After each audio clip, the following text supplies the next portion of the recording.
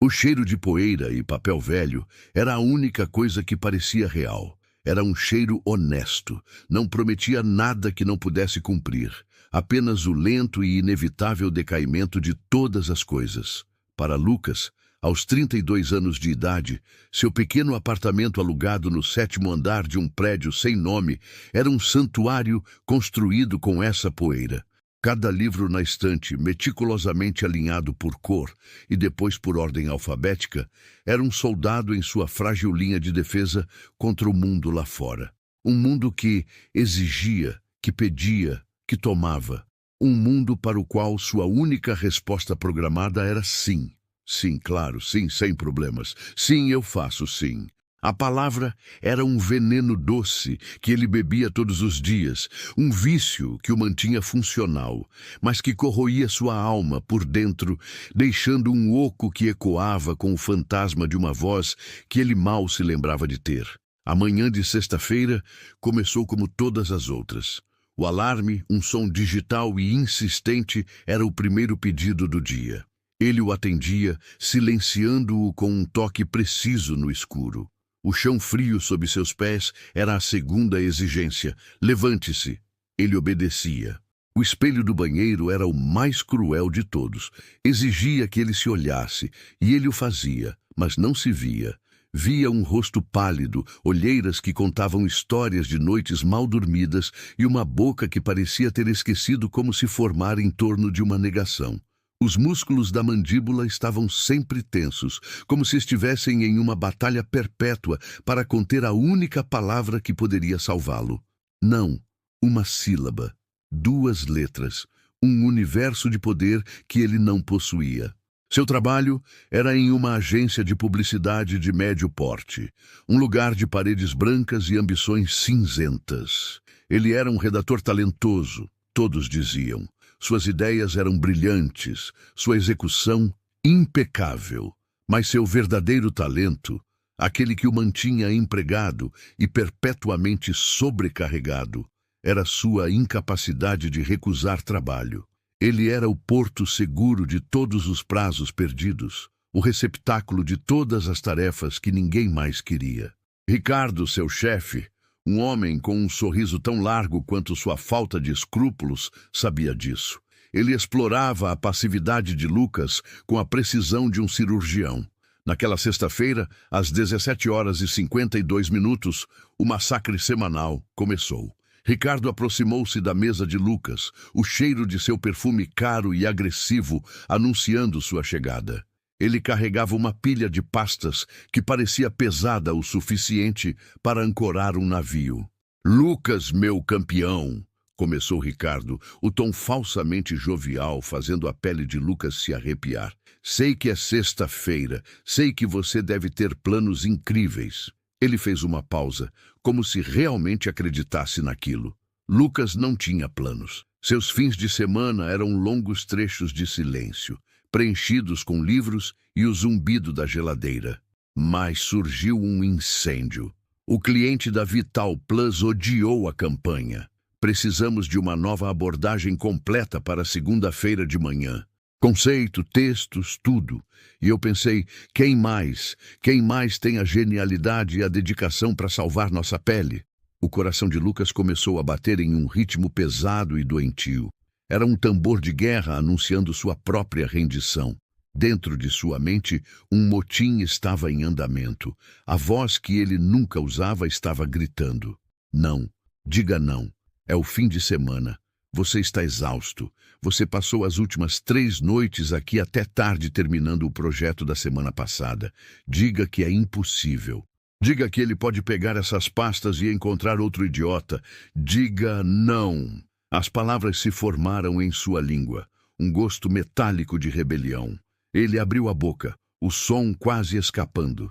Mas então ele olhou para o rosto de Ricardo. O sorriso presunçoso, os olhos que não pediam, mas ordenavam, e a imagem se sobrepôs. Por um piscar de olhos, Ricardo não estava mais ali. Em seu lugar estava a silhueta alta e imponente de outro homem, recortada contra a luz poeirenta de uma janela de fazenda.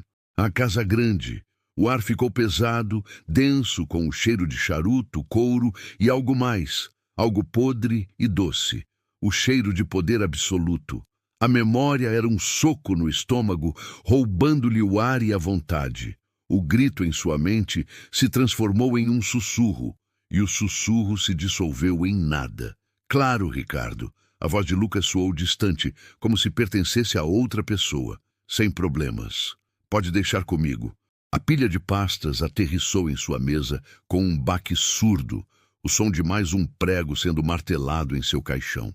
Ricardo deu-lhe um tapa no ombro, um gesto que deveria ser de camaradagem, mas que pareceu um ato de marcação, como um fazendeiro com seu gado. Eu sabia que podia contar com você, campeão. Você é o melhor. E assim, enquanto o resto do escritório se esvaziava em uma onda de risadas e planos para o fim de semana, Lucas ficou para trás. A luz do sol poente pintava o escritório em tons de laranja e melancolia, e ele era uma estátua em meio à mobília vazia. Ele abriu a primeira pasta. A página estava cheia de palavras, mas ele não as via. Ele via o piso de madeira escura da casa grande. Sentia o frio daquele chão contra sua pele. Ele tinha 15 anos. Não, talvez 16. O tempo naquela época era um borrão de verões longos e úmidos, de obediência silenciosa e medo constante. Seu pai era o capataz da fazenda.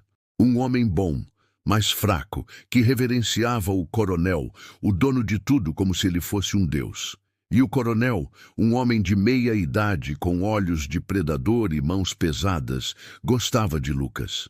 Ele dizia que o menino era esperto, diferente dos outros. Ele o chamava para a casa grande com pretextos variados, para ajudar a catalogar seus livros, para ler o jornal para ele, para servir-lhe um uísque. Cada convite era uma ordem velada, e cada visita era um teste de submissão. O flashback veio sem aviso, desencadeado pelo zumbido do ar-condicionado. Era um som baixo, constante, como o zumbido das cigarras naquelas tardes quentes. Ele está na biblioteca. O cheiro de couro dos livros é sufocante. O coronel está sentado em sua poltrona de couro, um copo de uísque na mão. Ele pede a Lucas que pegue um livro na prateleira mais alta. Lucas sobe na escada de madeira. Ele sente os olhos do homem em suas costas, um peso físico, uma carícia indesejada. Você tem um bom porte, garoto. A voz do coronel é um rosnado baixo, oleoso, forte. Lucas alcança o livro, seus dedos tremendo. Ao descer, ele tropeça no último degrau. O coronel o segura, mas não é um gesto de ajuda. É um ato de posse. Suas mãos são grandes e quentes, uma em seu braço, a outra espalmada em suas costas, deslizando perigosamente para baixo. Cuidado, ele diz, mas seu sorriso não combina com a palavra. O coração de Lucas, um pássaro preso em suas costelas, bate descontroladamente. Ele quer se afastar. Ele precisa se afastar. Mas seus pés estão pregados no chão. Seu corpo não lhe pertence mais. O não é uma bola de fogo em sua garganta. Mas ele não consegue cuspi-la. Ele apenas murmura um "Obrigado, Senhor", e o sorriso do coronel se alarga. Ele venceu, de novo. Lucas piscou de volta ao presente. O escritório estava escuro agora, iluminado apenas pela tela de seu computador. Ele sentia o toque fantasma da mão do coronel em suas costas. Um arrepio percorreu sua espinha. Ele trabalhou por horas, movido a café requentado e uma autodepreciação silenciosa. Cada frase que ele escrevia para a campanha da Vital Plus era uma mentira. Vital Plus. Assuma o controle da sua saúde. Controle. Que piada. Ele não tinha controle sobre nada. Por volta das 10 da noite, seu celular vibrou. Era Helena, sua irmã mais velha. Ele a amava, mas suas conversas eram um campo minado. Ela vivia em um mundo de certezas e soluções fáceis. Um mundo onde os problemas podiam ser resolvidos com um bom conselho e uma atitude positiva. "Lu, não acredito que você ainda está no escritório." A voz dela era um raio de sol invasivo em sua noite sombria. Você precisa aprender a dizer não para aquele seu chefe. A ironia era tão espessa que ele quase engasgou. Eu sei, Lena. É que era urgente. Tudo é sempre urgente, Lu. Eles te exploram porque você deixa. Enfim, não liguei para brigar. Tenho novidades. Lembra da Marina, minha colega de yoga? Eu falei de você para ela. Ela adorou o que eu disse e quer muito te conhecer. Eu dei seu número, tudo bem? Ela disse que talvez te mande uma mensagem amanhã. Seja legal. Tudo bem? Não, não estava tudo bem. A ideia de um encontro, de ter que sentar em frente a uma estranha e fingir ser uma pessoa normal e funcional, era nauseante. A performance da normalidade era a mais exaustiva de todas. Ele teria que sorrir, fazer perguntas, concordar com a cabeça. E se ela gostasse dele? E se ela quisesse sair de novo? E se ela quisesse mais? O pânico começou a se instalar, uma onda gelada subindo por seu peito. Ele imaginou a cena, um bar barulhento, a pressão para ser charmoso, o momento inevitável no final da noite em que as expectativas pairavam no ar. A pergunta não dita: vamos para o meu apartamento ou para o seu? Ele, incapaz de articular uma recusa, seria arrastado pela correnteza, passivo e aterrorizado. Um fragmento de memória, mais nítido, mais cruel. Ele está em um quarto dos fundos da Casa Grande. O quarto de hóspedes que nunca recebia hóspedes. A porta está trancada. O coronel está sobre ele. O peso de seu corpo é esmagador. O cheiro de uísque em seu hálito é enjoativo. As mãos dele estão por toda parte, explorando, reivindicando. Lucas fecha os olhos com força, tentando se transportar para outro lugar. Ele se concentra no padrão da madeira do teto, contando os nós, as imperfeições. Uma forma de sobreviver, de se dissociar. A dor é aguda, uma lança de fogo que o rasga. Mas pior que a dor é a humilhação. O som da respiração ofegante do homem em seu ouvido. O rangido da cama. O sentimento de ser um objeto, um pedaço de carne para ser usado e descartado. E o silêncio. Seu próprio silêncio ensurdecedor. O não era um grito preso atrás de seus dentes. Um animal selvagem morrendo em uma jaula. A penetração era um ato de aniquilação, pulsante e brutal, roubando não apenas sua inocência, mas sua própria voz, seu próprio senso de si.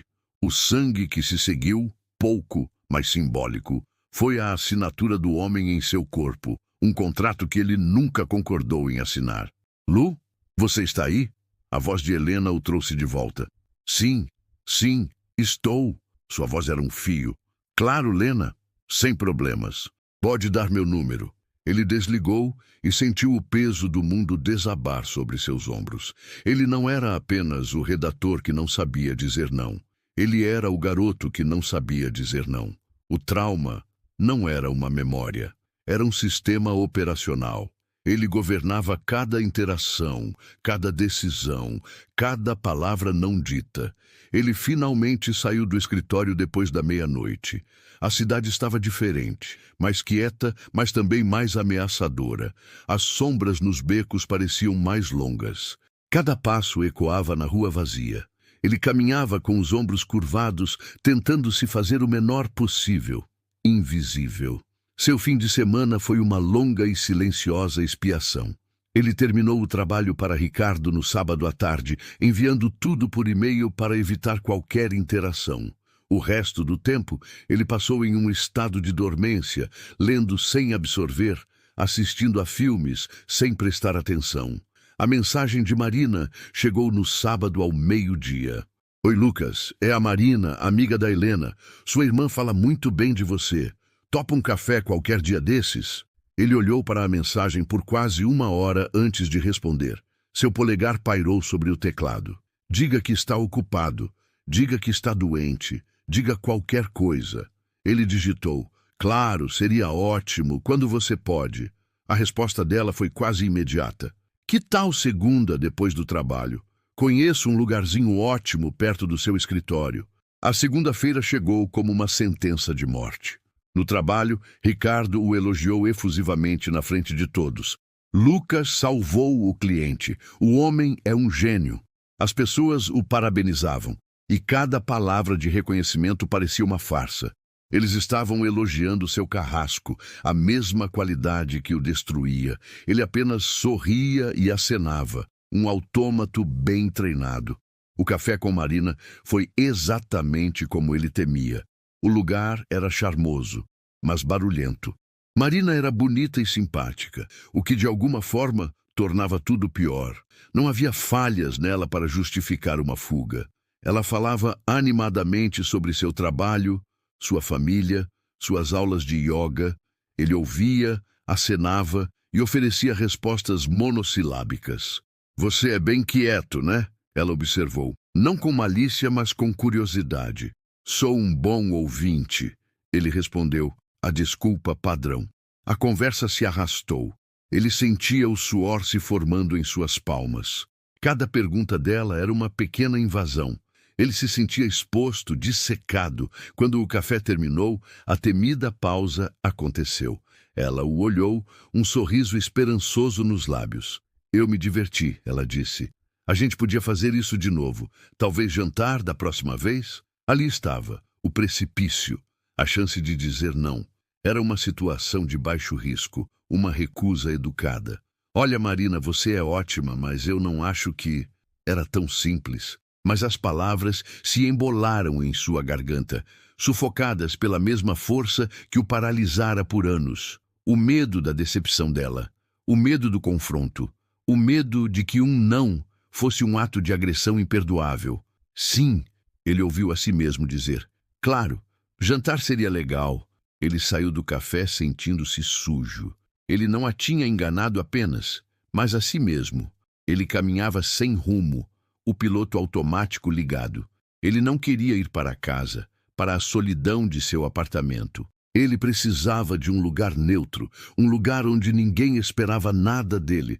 Foi assim que ele entrou na livraria Folhas de Outono. Era um sebo, um labirinto de estantes que iam do chão ao teto, cheirando a história e a tranquilidade. Era o tipo de lugar onde se podia desaparecer. Ele pegou um livro aleatório, uma coletânea de poemas de um autor que ele não conhecia, e se sentou em uma poltrona de couro gasta em um canto mal iluminado. Ele não estava lendo, estava se escondendo. Ele ficou ali por talvez meia hora, o zumbido baixo da livraria acalmando seus nervos. As pessoas entravam e saíam, vozes abafadas, o som de páginas sendo viradas. Ele começou a relaxar. Pela primeira vez naquele dia, ele respirou fundo. Foi então que ela apareceu. Ela não se aproximou dele diretamente. Ela estava examinando a prateleira de filosofia a poucos metros de distância. Ela tinha cabelos escuros e cacheados, presos em um coque frouxo, e usava óculos de armação grossa que escorregavam um pouco em seu nariz. Ela estava completamente absorta, passando os dedos pelas lombadas dos livros como se estivesse lendo em braille. Havia uma quietude nela, uma intensidade focada que o intrigou. Ela pegou um livro, folheou-o por um momento e depois o colocou de volta com uma expressão de leve decepção. Seus olhos, então, encontraram os dele. Ele desviou o olhar imediatamente, o alarme de intrusão soando em sua cabeça. Mas ela não foi embora. Ele sentiu seu olhar sobre ele, não de forma invasiva, mas inquisitiva. Depois de um momento, ele ouviu seus passos suaves. Ela parou ao lado de sua poltrona. Ele se preparou para o impacto, para a pergunta, para a necessidade de responder. "Com licença", a voz dela era suave, mais baixa do que ele esperava. "Desculpe incomodar. Eu só notei o livro que você está segurando." Ele olhou para a capa como se a visse pela primeira vez. "Poemas. Eu amo essa edição", ela continuou, um pequeno sorriso se formando em seus lábios. "A textura do papel é perfeita, não acha? Parece que cada palavra tem peso." Ele não tinha notado. Ele não tinha nem aberto o livro, mas ele não podia admitir isso. "Sim", ele disse a resposta automática. "É muito bom." Ela inclinou a cabeça e seus óculos escorregaram um pouco mais. "Você não leu uma página sequer nos últimos 20 minutos." A observação o atingiu como um tapa. Não foi uma acusação. Foi uma declaração de fato, simples e direta. Ele ficou sem palavras. O pânico borbulhou, mas foi diferente desta vez. Foi misturado com uma estranha sensação de alívio. Ela o tinha visto. Não o leitor de poesia, não o cliente da livraria, mas o homem que estava se escondendo atrás de um livro. Ele esperava que ela risse ou fosse embora. Em vez disso, ela apontou para a cadeira vazia em frente a ele. Posso? Ou a cadeira também está aqui apenas como um disfarce?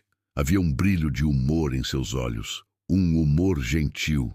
O sim automático estava na ponta de sua língua, mas ele hesitou. Pela primeira vez em muito, muito tempo, a hesitação não foi causada pelo medo, mas pela curiosidade. Quem era aquela mulher que via através de sua fachada com tanta facilidade? Ele olhou para ela, de verdade, e ela o olhou de volta.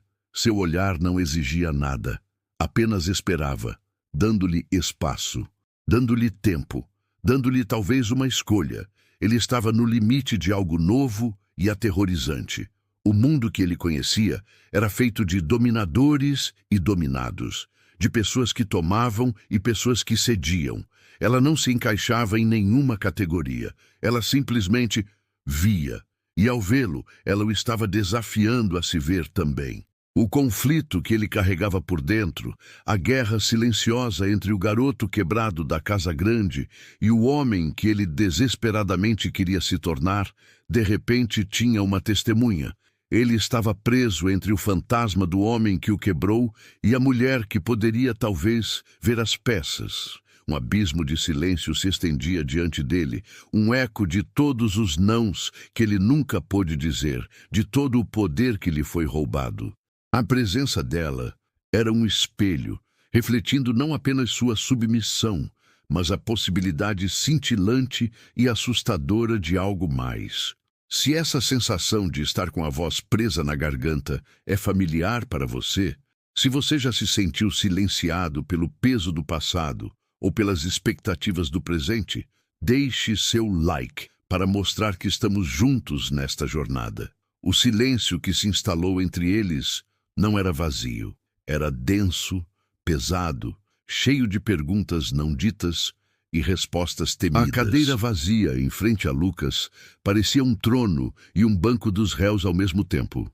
Sentar-se ali seria um veredito. Ela, a mulher dos cabelos cacheados e dos olhos que viam demais, esperava.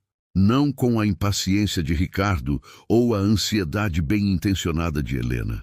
Ela esperava com uma calma que era, em si, uma forma de permissão. Ele sentiu o mecanismo enferrujado de sua vontade ranger dentro de si. O impulso primário, o reflexo condicionado de anos de submissão, era dizer, sim, claro, por favor. Era fácil, era seguro, manteria a paz. Mas a paz que ele sempre comprava com sua concordância era uma paz falsa, a quietude de uma cela de prisão. A observação dela, você não leu uma página sequer, ainda ecoava em sua mente. Ela não o havia julgado, havia apenas afirmado um fato, despido de qualquer expectativa, e essa ausência de demanda era o que o paralisava. Ele não sabia como funcionar sem um comando claro para obedecer ou uma decepção clara para evitar. Seus lábios se entreabriram. O que sairia dali? Um convite? Uma desculpa? Uma mentira? Ele olhou para o rosto dela, para os óculos levemente tortos, para o pequeno sorriso que não pedia nada, apenas oferecia. E em um espasmo de algo que ele mal reconhecia como coragem, ele disse a verdade. Não a verdade inteira, a verdade escura e sangrenta que vivia em seu âmago, mas uma pequena e trêmula verdade. A cadeira não é um disfarce. Sua voz saiu rouca, um som estranho em seus próprios ouvidos. Mas o livro é. O sorriso dela se alargou, mas não de um jeito triunfante. Era um sorriso de reconhecimento, de cumplicidade. Às vezes, os melhores livros são aqueles que usamos como escudos, ela disse. E então, sem esperar por mais um convite, sentou-se na cadeira. O gesto foi suave, decidido. Ela não invadiu seu espaço. Ela o ocupou com uma naturalidade que o deixou momentaneamente sem fôlego. Eu sou a Clara, ela disse, estendendo a mão por cima da pequena mesa que os separava. Sua mão estava fria e úmida. Ele a enxugou discretamente na calça antes de aceitar o aperto. A mão dela era quente e firme. O contato durou apenas um segundo, mas enviou uma onda de choque por seu sistema. Não era o toque pesado e possessivo do coronel, nem o tapa performático de Ricardo. Era um toque de igual para igual, um reconhecimento. Lucas, ele conseguiu dizer. Então, Lucas, ela começou, recostando-se na cadeira e cruzando as pernas. Qual é a história que você está evitando ler ao não ler este livro de poemas? A pergunta era direta, mas seu tom a tornava uma curiosidade genuína, não um interrogatório. O pânico voltou, uma onda familiar. Ele precisava de uma resposta. Uma resposta boa, inteligente, que o fizesse parecer normal. Ah, só um dia longo no trabalho, ele disse, a desculpa universal.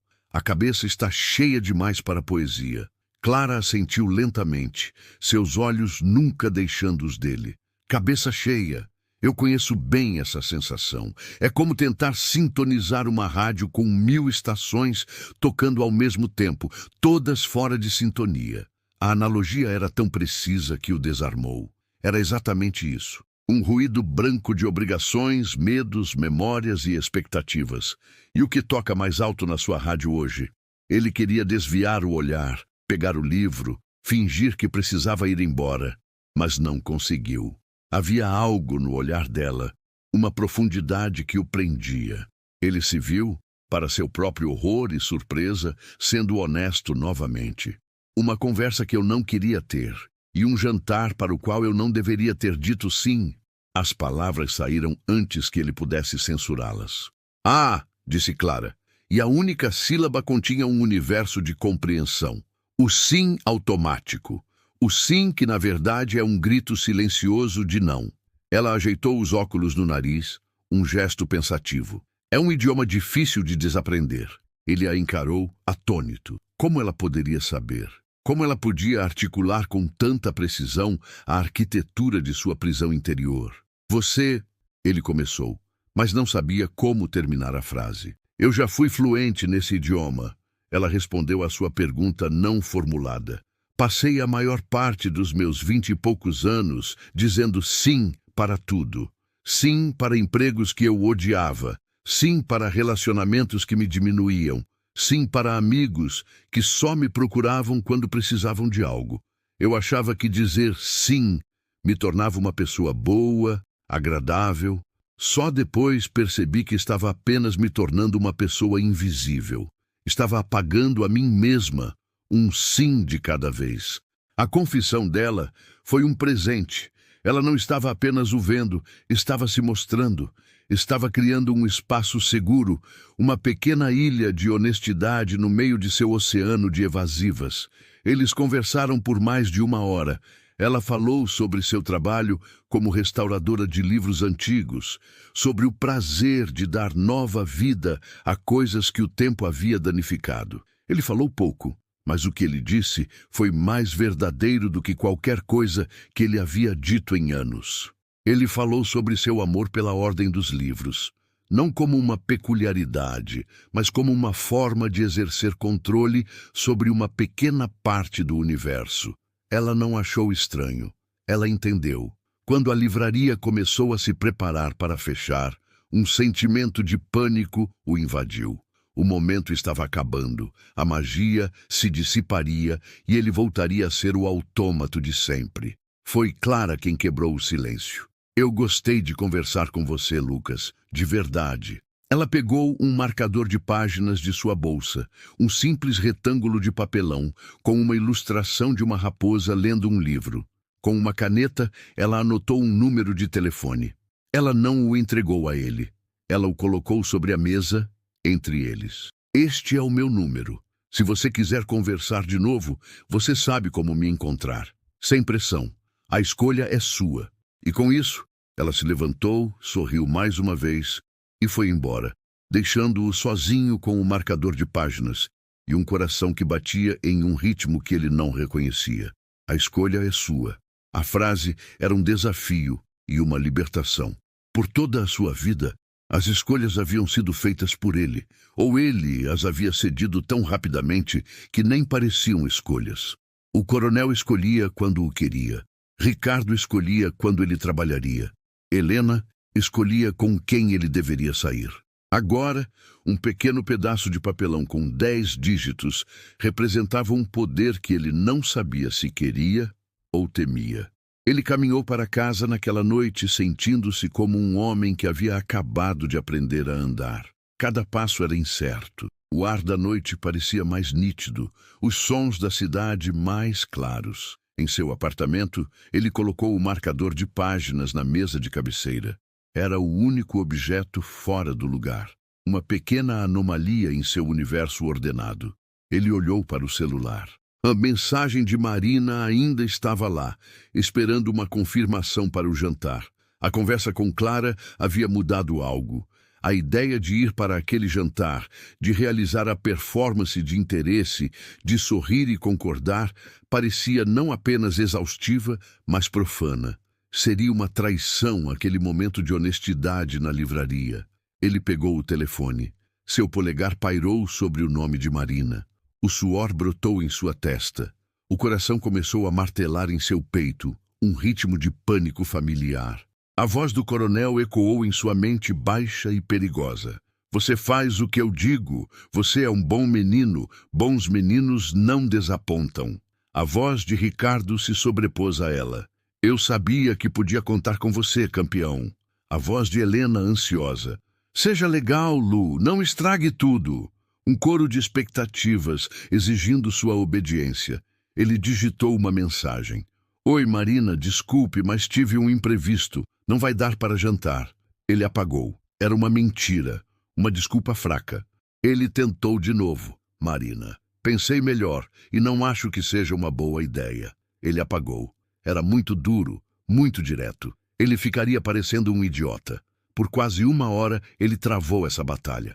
Digitou e apagou dezenas de mensagens. Cada palavra era um peso. A agonia era desproporcional. Era apenas um encontro cancelado. Mas para ele, era uma rebelião. Era um ato de traição contra o sistema que o mantinha seguro, mesmo que essa segurança fosse a de uma jaula. Então, ele pensou em Clara.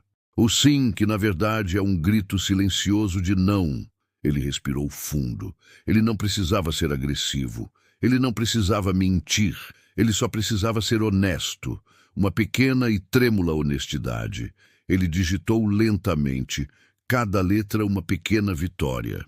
Oi, Marina. Agradeço muito o convite, mas preciso ser honesto. Não estou em um bom momento para conhecer alguém. Sinto muito se te fiz perder tempo. Desejo tudo de bom para você. Ele apertou enviar antes que pudesse mudar de ideia. O segundo seguinte foi de puro terror. Ele esperava uma resposta raivosa, uma acusação. Ele jogou o telefone na cama como se estivesse em chamas. Ele andou de um lado para o outro em seu apartamento, as mãos tremendo. Minutos se passaram. O telefone vibrou. Ele se encolheu. Com o coração na boca, ele pegou o aparelho. A resposta de Marina era curta. Tudo bem, Lucas. Obrigada pela honestidade. Se cuida. E foi isso. Sem drama, sem raiva. Apenas aceitação. O alívio que o inundou foi tão avassalador que suas pernas cederam. Ele se sentou no chão, a cabeça entre os joelhos, e respirou. Ele havia dito não, de uma forma torta e cheia de desculpas, mas havia dito, e o mundo não acabou. Ninguém o odiou, ninguém o puniu. Ele sentiu uma leveza que não sentia há anos, talvez nunca. Foi um vislumbre de liberdade, pequeno, mas real. Nos dias seguintes, ele se agarrou a essa sensação.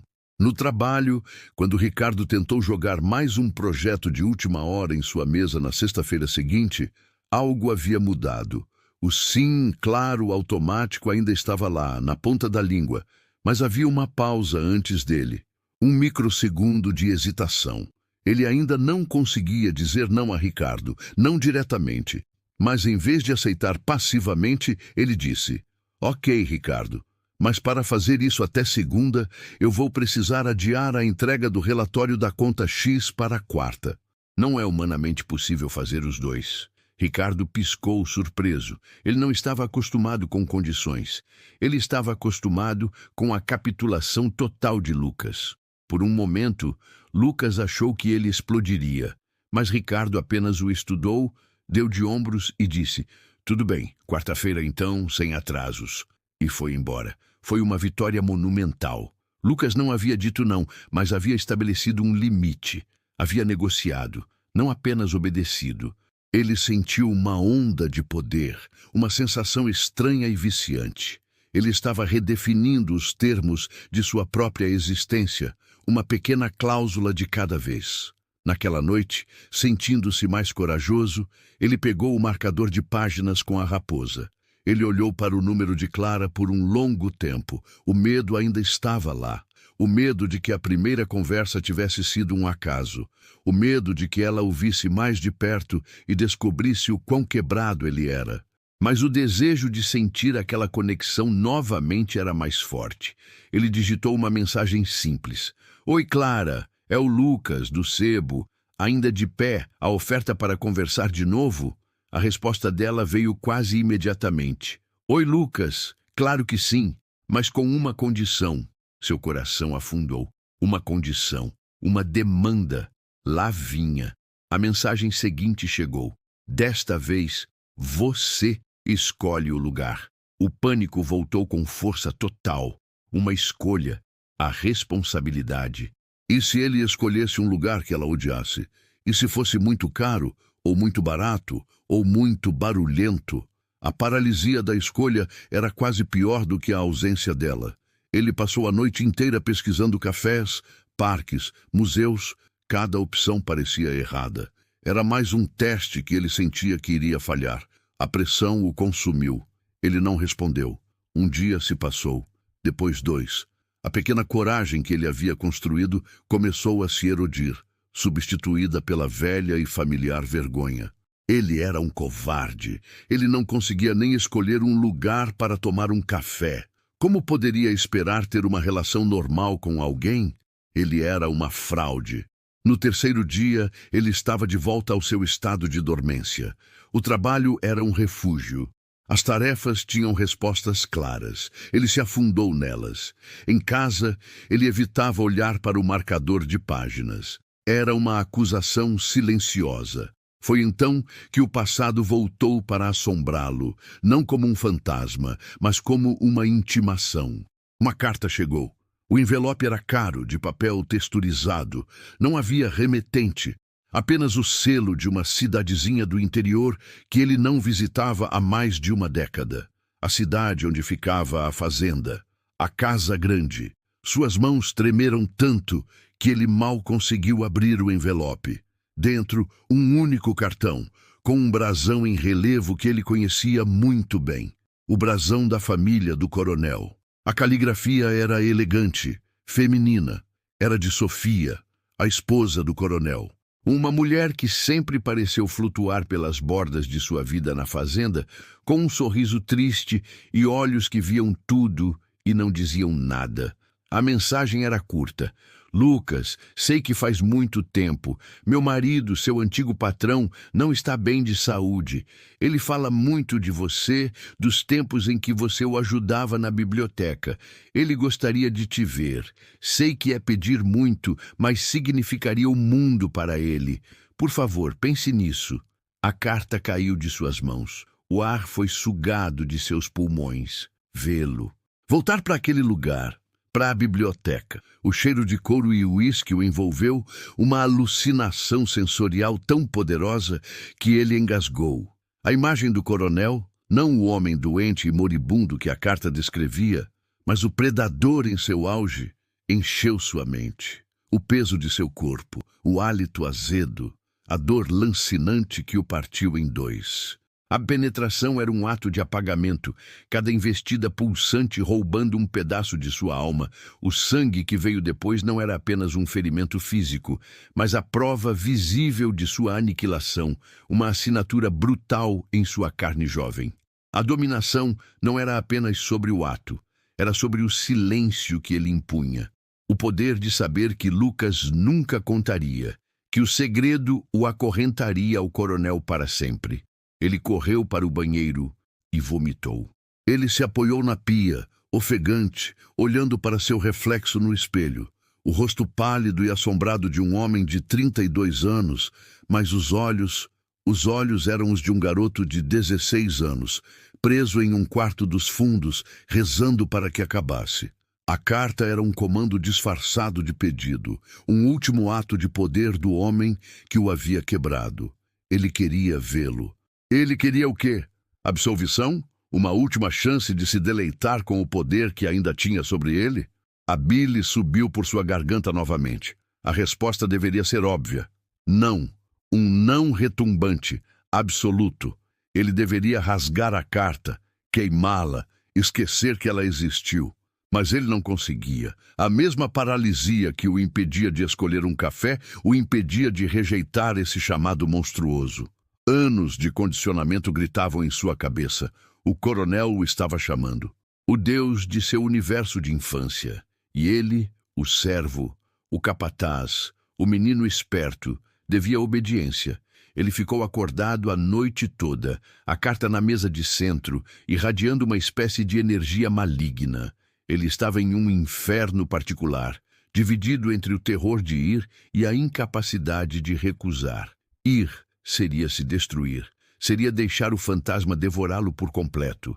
Mas não ir parecia uma transgressão de uma lei fundamental do universo que ele conhecia. Na manhã seguinte, exausto e desesperado, ele fez algo que nunca havia feito antes. Ele pediu ajuda, não a Helena, que ofereceria soluções práticas e otimismo que ele não conseguiria suportar. Ele pegou o telefone e, com os dedos trêmulos, respondeu à mensagem de Clara, que estava ali, sem resposta, há 3 dias. Ele não tentou ser charmoso ou inventar uma desculpa. Ele apenas escreveu a verdade. Clara, desculpe o silêncio. Aconteceu uma coisa. Eu não sei o que fazer. Você poderia me encontrar? Eu escolho o lugar. O banco em frente ao lago no Parque Central. Em 1 hora. Ele não sabia se ela viria.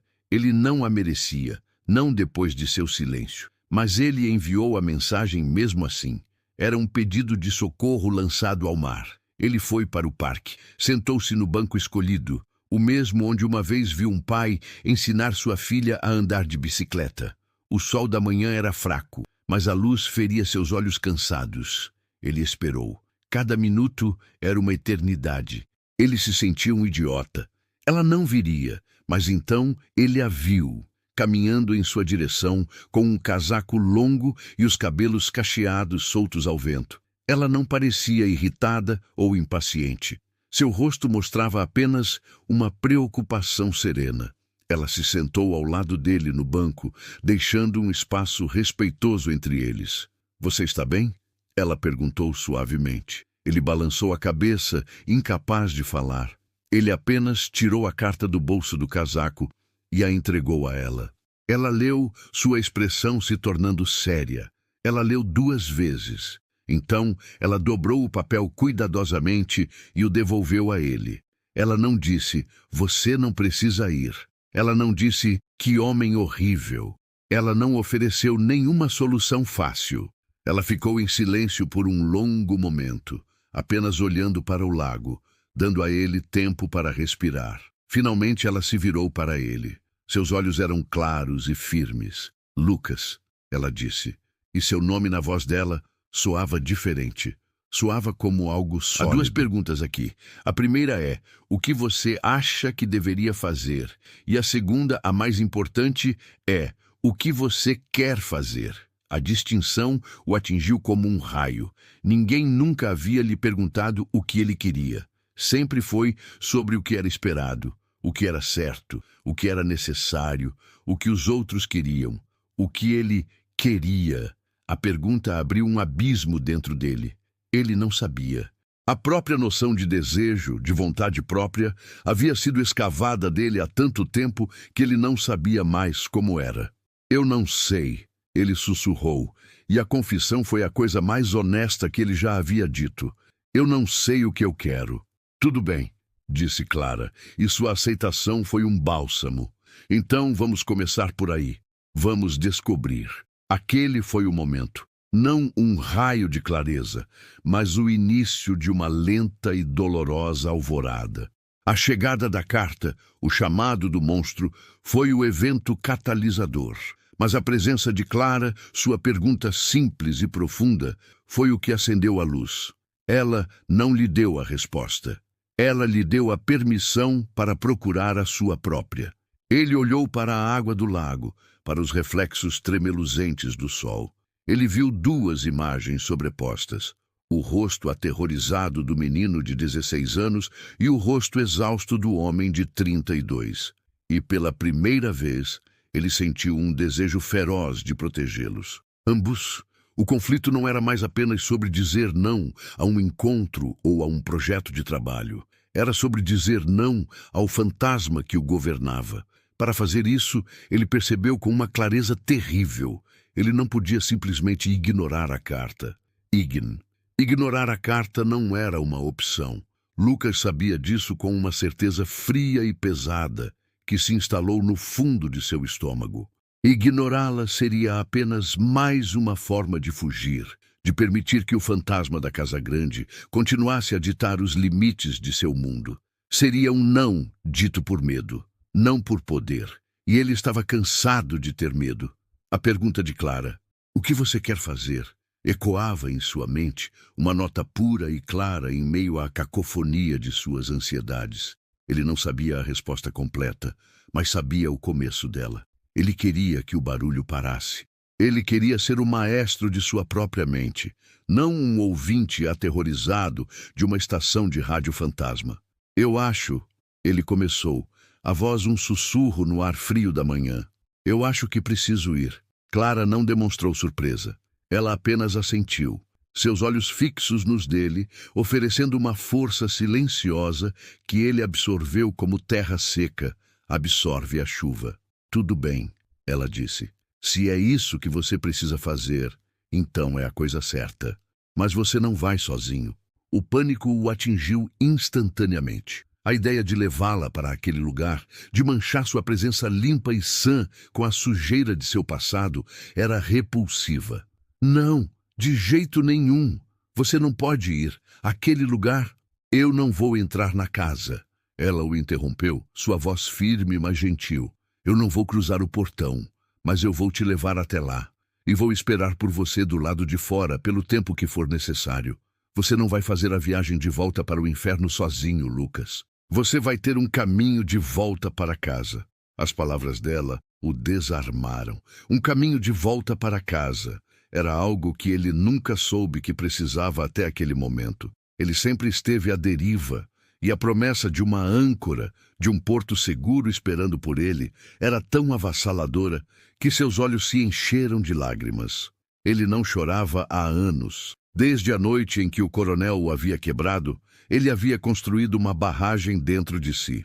Agora, uma pequena rachadura apareceu e a pressão por trás dela era imensa.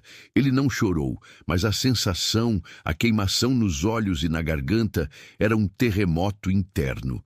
O primeiro passo prático era o mais difícil, contar para Helena. Ele sabia como seria a conversa. Ela o amava, mas seu amor era um cobertor pesado, às vezes sufocante. Ela queria protegê-lo, mas suas tentativas de proteção muitas vezes pareciam uma negação de sua dor. Naquela noite, ele ligou para ela. "Lu, que surpresa! Pensei que você tinha sido abduzido por alienígenas do trabalho." A voz dela era a mesma de sempre, um turbilhão de energia. "Oi, Lena, eu preciso te contar uma coisa." Ele tentou manter a voz firme. Ele contou sobre a carta, sobre sua decisão de ir. O silêncio do outro lado da linha foi longo e pesado. Quando Helena finalmente falou, sua voz era tensa, despojada de toda a sua alegria habitual. "Você ficou louco? Completamente maluco? Voltar para aquele lugar, para ver aquele homem? Lucas, o que diabos você está pensando? Você tem que rasgar essa carta e esquecer isso. Pelo amor de Deus, ele quase te destruiu uma vez." "É por isso que eu tenho que ir, Lena", ele disse, e as palavras soaram verdadeiras em seus próprios ouvidos. "Porque ele quase me destruiu. porque eu passei os últimos 16 anos vivendo como se ele tivesse conseguido. Eu não vou para vê-lo, eu vou para me ver, para ver o homem que eu sou agora, naquele lugar. Isso é conversa de terapia, Lucas. A vida real não funciona assim. Você vai chegar lá e vai congelar. Ele vai te olhar e você vai voltar a ser aquele garoto assustado. Não faça isso com você mesmo, por favor. A voz dela estava embargada, um apelo desesperado. Uma parte dele, a parte antiga e submissa, queria ceder. Queria dizer, você tem razão, é uma péssima ideia, vou cancelar tudo. Seria tão mais fácil. Mas ele pensou em Clara esperando do lado de fora do portão. Ele pensou no pequeno vislumbre de poder que sentiu ao cancelar o encontro com Marina. Lena, eu te amo, e é por isso que estou te pedindo uma coisa. Não tente me consertar, não tente me salvar. Apenas confie em mim. Pela primeira vez, eu não estou fazendo o que alguém me mandou fazer. Estou fazendo uma escolha. Houve outra longa pausa. Ele podia ouvi-la respirando, lutando contra seu próprio instinto de controlar a situação. Tudo bem, ela disse finalmente, a palavra soando como se tivesse sido arrancada dela. Eu não entendo. Eu acho uma ideia terrível, mas eu confio em você. Me ligue. Me ligue quando chegar lá. Me ligue quando sair. Me ligue a cada hora se precisar. Eu não vou dormir até saber que você está bem. Ele desligou, exausto, mas com uma nova sensação de clareza. Ele havia estabelecido um limite com sua irmã. Ele havia defendido sua decisão. Foi aterrorizante e foi libertador. O segundo obstáculo era Ricardo. Pedir folga seria um campo minado. Lucas nunca tirava folgas inesperadas. Ele era o pilar, a rocha. Na manhã seguinte, ele foi para o escritório com um nó no estômago. Ele ensaiou o discurso em sua cabeça 1000 vezes. Ele não daria detalhes, apenas um assunto pessoal urgente. Ele bateu na porta de vidro do escritório de Ricardo. Entre, campeão! Ricardo estava ao telefone, rindo de algo. Ele fez um gesto para que Lucas se sentasse. Quando desligou, seu sorriso era largo e predatório. O que manda, meu caro? Mais uma ideia genial para nos deixar ricos? Ricardo, eu preciso de alguns dias de folga, começando amanhã. O sorriso de Ricardo vacilou. Folga? Agora? Lucas, estamos no meio do lançamento da campanha da Solara. É impossível. Eu sei que o momento não é ideal, disse Lucas, seu coração batendo contra as costelas. Mas é uma emergência familiar. É inadiável. Ricardo se recostou na cadeira, seus olhos se estreitando. Ele estava avaliando Lucas, procurando por uma fraqueza, uma brecha para explorar. Emergência familiar? Sua irmã está bem? Sim, é mais complicado. Eu realmente não posso entrar em detalhes, mas eu preciso ir. Eu vou deixar tudo o que for urgente adiantado hoje e posso ficar disponível por telefone se for uma questão de vida ou morte. Ricardo tamborilou os dedos na mesa. O silêncio se estendeu. Lucas sentiu o velho impulso de se desculpar, de recuar, de dizer, esquece, eu dou um jeito. Mas ele se forçou a ficar quieto, a se manter firme. Ele olhou Ricardo nos olhos, sem desviar. Finalmente, Ricardo suspirou, um som teatral de martírio. Tudo bem, Lucas, mas você me deve uma, e uma bem grande. Quero você de volta na segunda-feira, sem falta, pronto para trabalhar o fim de semana, se for preciso para compensar. Eu estarei de volta na segunda-feira, disse Lucas, ignorando a segunda parte da exigência. Ele se levantou antes que Ricardo pudesse dizer mais alguma coisa.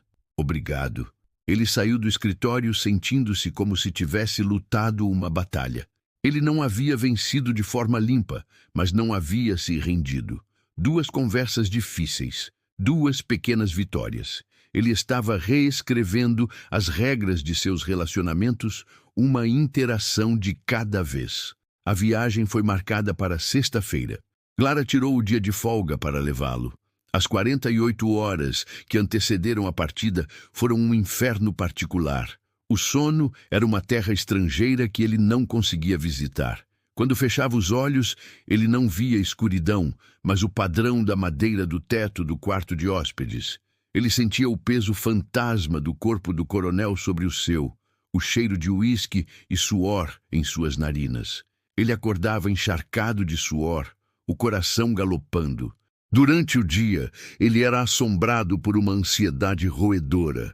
Cada som o sobressaltava. Ele mal conseguia comer. Ele ligou para Clara na noite de quinta-feira, sua voz um fio. Eu não consigo fazer isso. Eu sou um covarde. Eu não posso voltar. Você não é um covarde, Lucas. A voz dela era calma e firme do outro lado da linha. Covardes não enfrentam seus monstros. Eles passam a vida inteira se escondendo deles. Você está escolhendo lutar. E isso é a coisa mais corajosa que alguém pode fazer. Respire. Eu estou aqui. Eu vou te buscar às 7 da manhã. Apenas esteja pronto. A viagem de carro durou quase 4 horas. As primeiras 2 horas foram em silêncio. Lucas olhava pela janela, vendo a paisagem urbana de concreto e vidro lentamente dar lugar a subúrbios, depois a cidades menores e, finalmente, ao campo aberto. Cada quilômetro para o sul era 1 quilômetro para dentro de seu passado. O ar que entrava pela janela começou a mudar. Tinha o cheiro de terra úmida e vegetação, um cheiro que ele associava com medo e humilhação. Clara colocou uma música suave para tocar, sem dizer nada. Ela parecia sentir sua angústia e lhe deu o espaço de que precisava. A presença dela no carro era uma constante silenciosa, uma âncora em seu mar de pânico.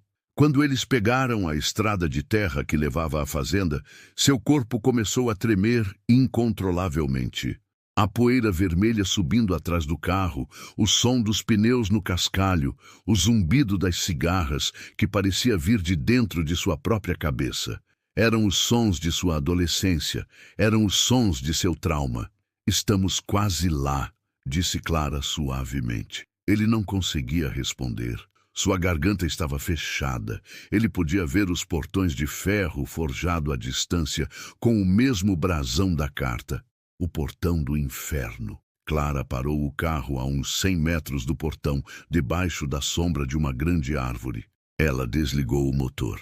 O silêncio que se seguiu foi preenchido apenas pelo zumbido ensurdecedor das cigarras. Eu vou estar bem aqui, ela disse, virando-se para ele. Não importa quanto tempo leve. 1 hora, 5 horas, o dia todo. Eu não vou a lugar nenhum. Quando você sair por aquele portão, eu estarei aqui. Você entende? Ele assentiu, incapaz de olhá-la nos olhos. Ele se sentia contaminado, sujo. Ele abriu a porta do carro. O ar quente e úmido o atingiu como uma parede. Ele respirou Cheirava a esterco, feno e jasmim, uma combinação que o fez sentir náuseas. Ele caminhou em direção ao portão. Cada passo era como andar na areia movediça. Suas pernas pesavam 1 tonelada. O portão estava aberto. Um convite ou uma armadilha. Ele atravessou e o mundo mudou. O som do carro de Clara, a presença dela, tudo desapareceu. Ele estava sozinho. Ele caminhou pela longa alameda de flamboyantes que levava à casa grande. A casa estava exatamente como ele se lembrava. Branca, imponente, com uma varanda que a circundava como um abraço possessivo. As janelas pareciam olhos, observando-o. Uma mulher mais velha apareceu na varanda. Era Sofia. Os anos não haviam sido gentis com ela. Seu rosto era uma máscara de tristeza resignada. O sorriso triste que ele se lembrava agora era apenas uma linha fina em seus lábios. Lucas, ela disse, sua voz frágil como folhas secas. Você veio. Eu não tinha certeza se viria. Dona Sofia. O título Ele está no quarto dele, no andar de cima, o mesmo de sempre. Ela não o convidou para entrar. Apenas se afastou da porta, abrindo caminho. Entrar na casa foi o passo mais difícil de todos. O ar lá dentro era frio, apesar do calor lá fora. E o cheiro era o mesmo. Uma mistura de cera de abelha, madeira antiga, charuto velho e algo mais. O cheiro de poder em decomposição. Ele subiu a escada de madeira escura. Cada degrau rangia sob seus pés, anunciando sua chegada.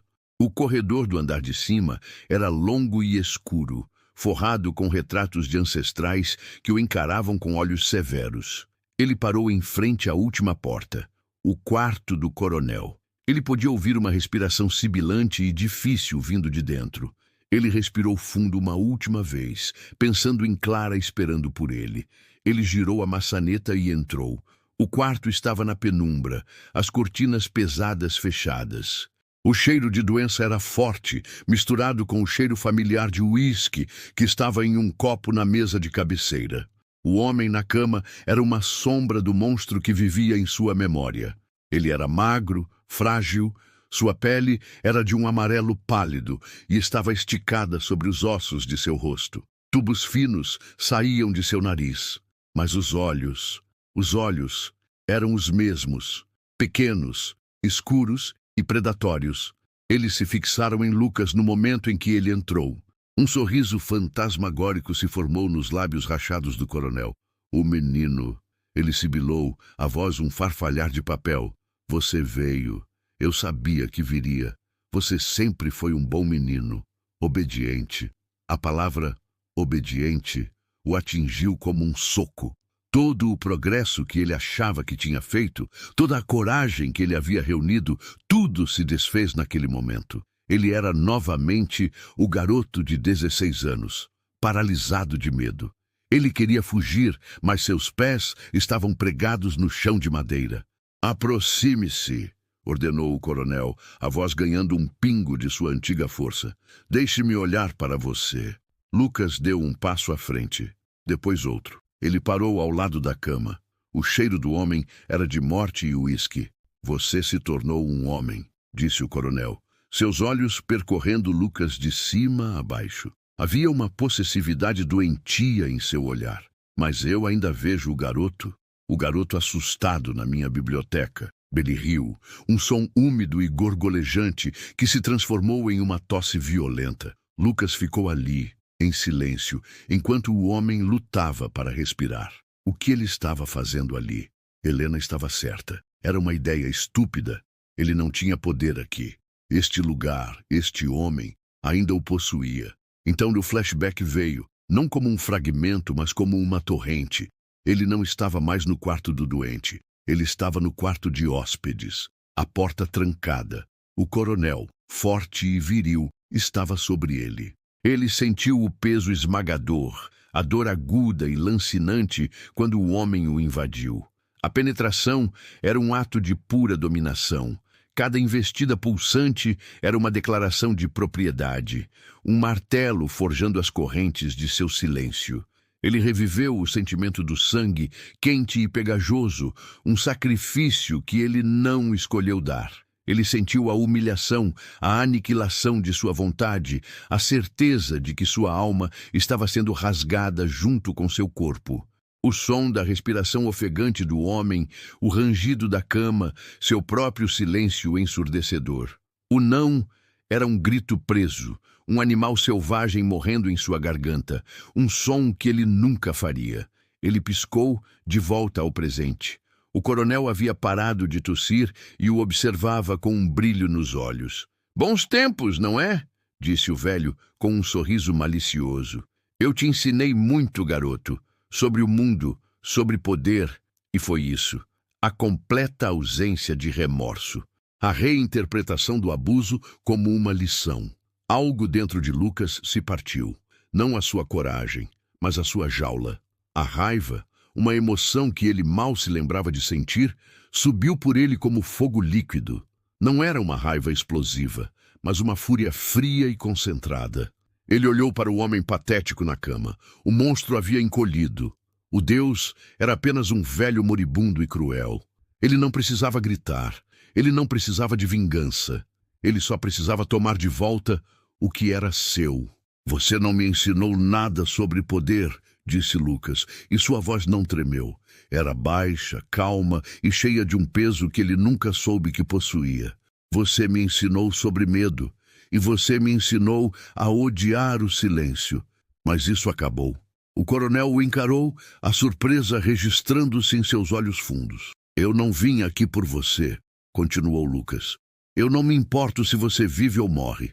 Eu vim aqui por mim, para ficar neste quarto e olhar para você e sentir algo diferente de medo, para dizer a palavra que você roubou de mim por tantos anos. Ele se inclinou sobre a cama, seu rosto a centímetros do rosto do velho.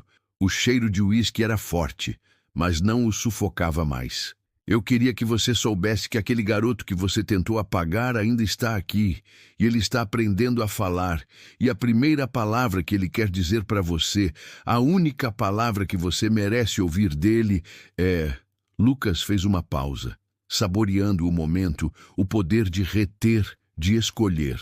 Ele olhou nos olhos do predador e pela primeira vez não viu um Deus, mas apenas um homem quebrado e mau. Ele se endireitou. Ele não precisava dizer a palavra em voz alta para o coronel. Ele só precisava dizê-la para si mesmo. Ele se virou e caminhou em direção à porta. "Onde você vai?" O coronel grasnou, um tom de pânico em sua voz. "Eu não te dispensei!" Lucas parou com a mão na maçaneta. Ele não se virou. "Você não me dispensa mais", disse ele, e abriu a porta e saiu, fechando-a suavemente atrás de si. Ele desceu as escadas, passou por Sofia, que o olhava com uma expressão indecifrável, e saiu para a luz do sol. O ar parecia diferente, mais leve. Ele caminhou pela alameda de Flamboyance, e as árvores não pareciam mais ameaçadoras. Eram apenas árvores. Ele atravessou o portão de ferro, e o mundo pareceu voltar a ter cor. Ele viu o carro de Clara debaixo da árvore. Ela estava do lado de fora, encostada no capô, esperando. A visão dela, sã e segura, foi o que finalmente quebrou a barragem. Ele chegou até ela, e quando seus olhos se encontraram, ele desabou. Não de uma forma dramática, mas um desmoronamento silencioso. As lágrimas que ele segurou por 16 anos finalmente vieram. Um fluxo quente e salgado de dor, alívio e exaustão. Ele chorou pelo menino que foi, pelo homem que se tornou e pelo futuro que agora parecia possível. Clara não Ela disse apenas nada. o abraçou, segurando-o enquanto os tremores sacudiam seu corpo, oferecendo a força silenciosa de sua presença até que a tempestade passasse. A viagem de volta foi um borrão. Lucas dormiu a maior parte do caminho, um sono pesado e sem sonhos, o primeiro em muitos anos. Mas a calmaria não durou. A confrontação não foi um exorcismo, foi uma escavação. Ao enfrentar o monstro, ele havia desenterrado todos os demônios que havia enterrado vivos. Nos dias que se seguiram, ele entrou no que só poderia ser descrito como a noite escura de sua alma. As memórias não eram mais fragmentos, eram contínuas, vívidas, torturantes. Ele não conseguia trabalhar, não conseguia ler. A ordem de seu apartamento, que antes lhe trazia conforto, agora parecia uma zombaria de seu caos interior. Ele se sentia mais quebrado do que antes. A raiva que sentiu no quarto do coronel se dissipou, deixando para trás um vazio doloroso. Pior de tudo, ele começou a se afastar de Clara. Ela ligava e ele não atendia. Ela mandava mensagens e ele respondia com monossílabos. A intimidade que haviam compartilhado, a honestidade crua, agora o aterrorizava. Ele se sentia tóxico, radioativo. Como ele poderia deixar alguém tão bom e inteiro se aproximar de sua devastação? Ele a estava protegendo dele mesmo.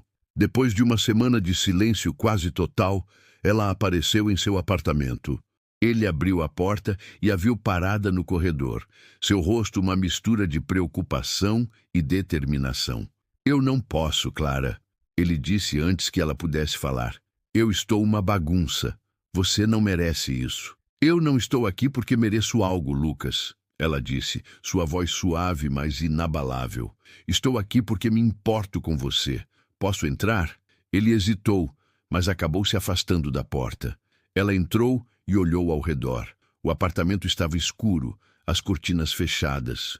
Havia uma caneca de café pela metade na mesa, provavelmente de dias atrás. "Você enfrentou o dragão?", disse ela, virando-se para ele. "Ninguém sai de uma luta dessas sem cicatrizes e queimaduras. Você não está quebrado, Lucas. Você está ferido. E feridas precisam de tempo e cuidado para cicatrizar." "Eu não sei como", ele sussurrou, a confissão o esvaziando. "Eu não sei como fazer isso. A dor é demais. Você não precisa fazer isso sozinho." ela disse. Ela se aproximou e, muito lentamente, como se aproximasse de um animal assustado, estendeu a mão. Ela não tocou em seu rosto ou em seu ombro. Ela apenas tocou as costas de sua mão com a ponta dos dedos, um toque leve como uma pluma. Posso segurar sua mão? A pergunta, a permissão, o consentimento, foi tudo. Ele olhou para a mão dela, depois para o rosto dela. Ele viu apenas aceitação em seus olhos. Nenhuma pena, nenhum nojo. Ele assentiu, um movimento quase imperceptível. Ela entrelaçou seus dedos nos dele. A mão dela era quente, a dele estava gelada. Eles ficaram ali, no meio da sala escura, apenas de mãos dadas. E naquele simples ato de conexão consentida, uma pequena luz se acendeu na escuridão de Lucas. A cura não seria uma batalha, ele percebeu. Seria uma reconstrução. E começaria ali, com um toque, com uma escolha. As semanas que se seguiram foram lentas. Havia dias bons e dias terríveis. Ele começou a fazer terapia, um passo que antes lhe parecia impensável. Com Clara, ele aprendeu um novo idioma, o idioma do consentimento. A jornada deles para a intimidade física foi uma exploração lenta e deliberada, quase um ritual sagrado. Cada passo era uma pergunta. Posso te beijar? Posso tirar seu casaco? Isso é bom para você? E ele, pela primeira vez em sua vida, aprendeu a responder honestamente. Às vezes, a resposta era sim. Um sim que vinha de um lugar de desejo, não de obrigação. Outras vezes, a resposta era não ou ainda não. E Clara recebia seu não, não como uma rejeição, mas como uma informação, como uma parte valiosa dele que ele estava compartilhando. Uma noite, meses depois, eles estavam no apartamento dele. A luz estava baixa. Eles estavam deitados na cama, vestidos, apenas conversando. Havia uma paz entre eles que era nova e profunda. Ela se virou para ele, seus cabelos cacheados se espalhando no travesseiro. Lucas, ela disse suavemente, eu quero você, de verdade. Seu coração acelerou, mas não era pânico, era antecipação. Ele olhou para ela, para a mulher que o havia visto em sua pior versão e não havia fugido. A mulher que lhe ensinou que sua vontade importava. Eu também quero você, ele disse, e as palavras eram a mais pura verdade. O que se seguiu não foi uma explosão de paixão reprimida, mas o desdobrar lento e reverente de uma flor que se pensava morta. Foi uma cartografia sagrada, onde cada toque era um pedido e cada suspiro uma resposta. As mãos de Clara não tomavam, elas perguntavam. Seus lábios não exigiam, eles convidavam. E Lucas, pela primeira vez em sua vida adulta, sentiu o poder de seu próprio corpo não como um território a ser defendido ou cedido, mas como um reino a ser compartilhado. Posso? Ela sussurrava antes de cada novo gesto, a palavra um mantra de respeito que desfazia os nós de seu passado. E ele respondia, às vezes com um sim verbalizado, outras com um aceno de cabeça, outras com um movimento de seu próprio corpo, puxando-a para mais perto. Ele aprendeu que o consentimento não era um contrato assinado no início, mas uma conversa contínua, uma dança de vontades. A jornada de suas mãos pelo corpo dela e das mãos dela pelo corpo dele era uma redescoberta. Ele não estava apenas tocando Clara, estava se reapropriando de sua própria pele, de seu próprio direito ao prazer. Quando o momento da união chegou, o pânico, um velho fantasma, ameaçou surgir. A imagem do quarto dos fundos, da dor, da violação. Ele sentiu seu corpo tensionar. Clara percebeu imediatamente. Ela parou, sua testa tocando a dele, seus olhos buscando os dele na penumbra. Lucas, estamos aqui. Só você e eu. Você está no controle. A qualquer momento podemos parar. A qualquer momento. Suas palavras foram a âncora. Ele olhou para o rosto dela, para a confiança e o amor incondicional que via ali, e o fantasma recuou. Ele não era mais aquele garoto. Aquele quarto não era este quarto. Aquela violência não era este amor. A penetração, quando aconteceu, não foi uma invasão, mas um regresso à casa. Não foi um ato de aniquilação, mas de comunhão. Cada movimento era compartilhado, cada pulsação uma afirmação de sua presença, de sua escolha. Não havia sangue, apenas o calor de dois corpos se tornando um santuário. Não havia dominação, apenas uma rendição mútua e escolhida. Naquele ato, ele não estava sendo tomado, ele estava se entregando livremente. E ao fazê-lo, ele se tornou pela primeira vez inteiramente seu. O clímax não foi um fim, mas um começo, um grito silencioso de vitória que ecoou por 16 anos de silêncio, reescrevendo a memória de seu corpo, uma terminação nervosa de cada vez. Os meses que se seguiram foram uma construção.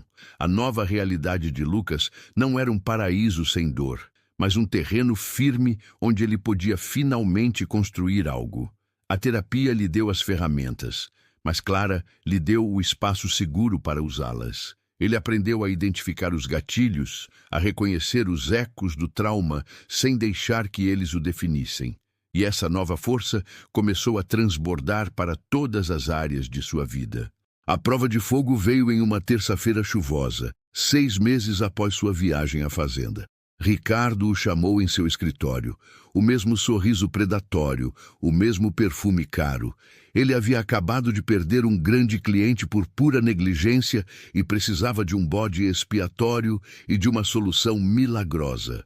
Lucas, meu campeão, ele começou, o tom falsamente íntimo. Tivemos um pequeno desastre.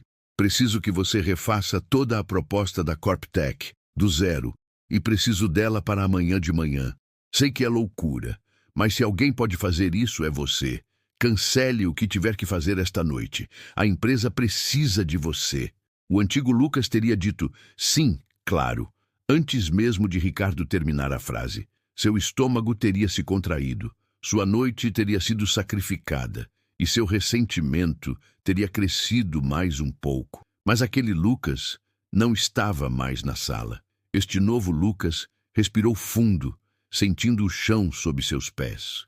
Ele olhou para Ricardo não como uma figura de autoridade divina, mas como um homem falho tentando repassar sua responsabilidade.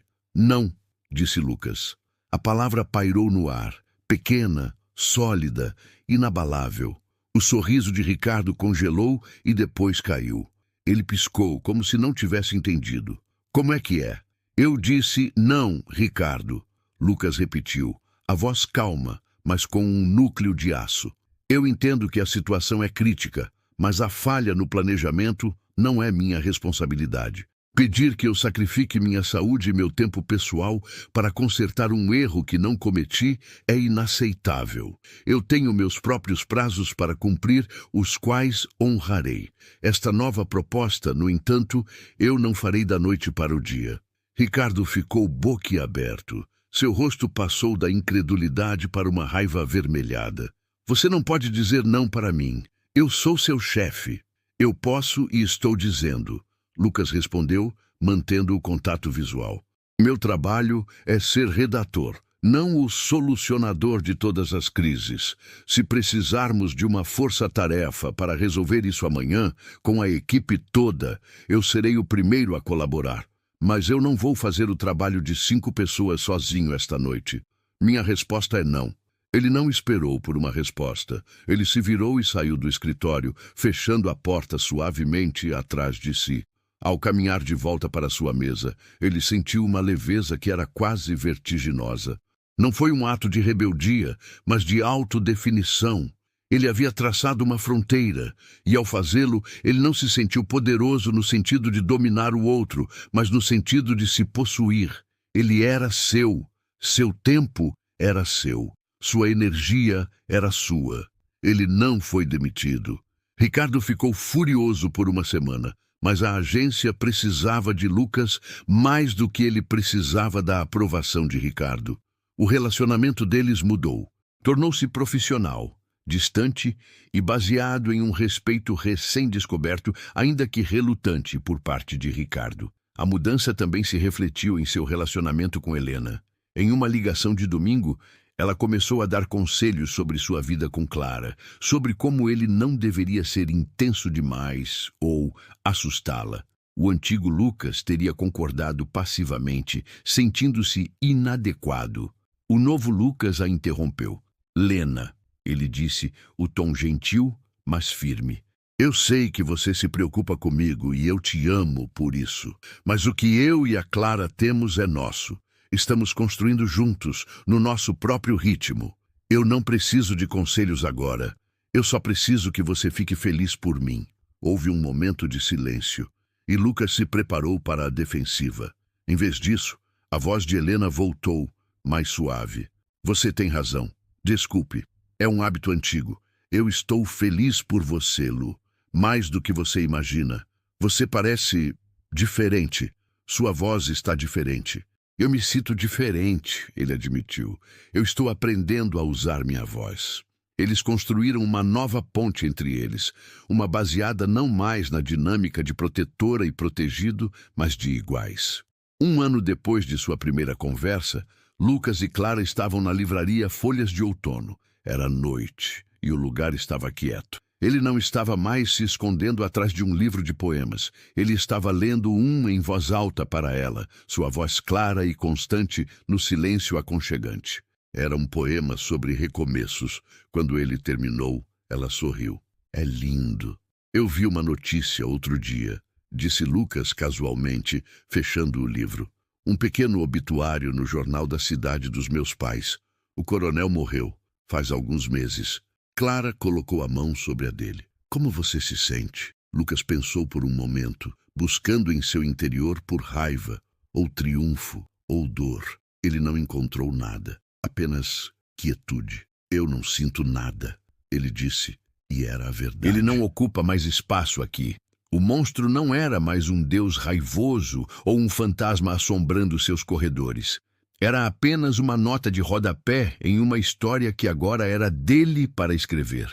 Ele olhou para Clara, para a mulher que não o salvou, mas que lhe mostrou o mapa para que ele pudesse se salvar. A mulher que entendeu que o oposto do abuso não era apenas a gentileza, mas o consentimento ativo. A jornada deles não havia apagado suas cicatrizes, mas as havia transformado.